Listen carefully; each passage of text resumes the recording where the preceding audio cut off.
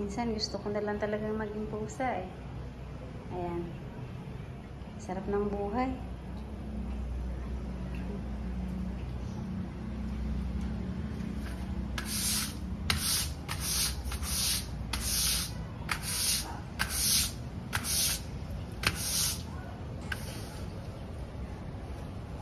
Tapos na, malapit na matapos ang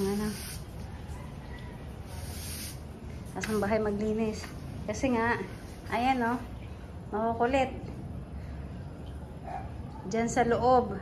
Ilipat kayo dito sa labas. Gusto nyo niya dyan ha? Anong oras na o? Alas 6, mag-aalas 6, tulog pa kayo? Oh, sarap ng buhay eh. So, pagod eh. Naglinis pa dito. Mamaya, dito yan sila sa terrace. Naglinis ko pa.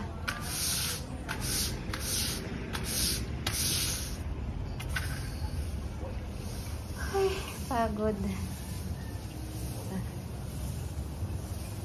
Ibaba ko pa to.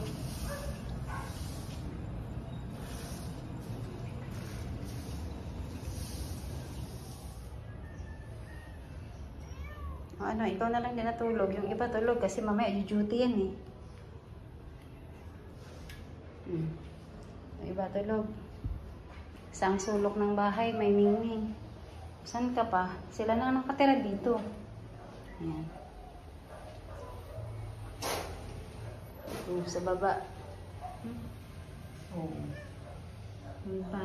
Ano ba? Ayan, asyong nasa hagdanan. Hoy, malapit na ang oras niyo dito. Sa labas naman kayo. Maglinis na naman ako dito eh. Wala na, maglinis na naman ako. Oh, maya-maya, hindi pa naman tuyo ang terrace eh.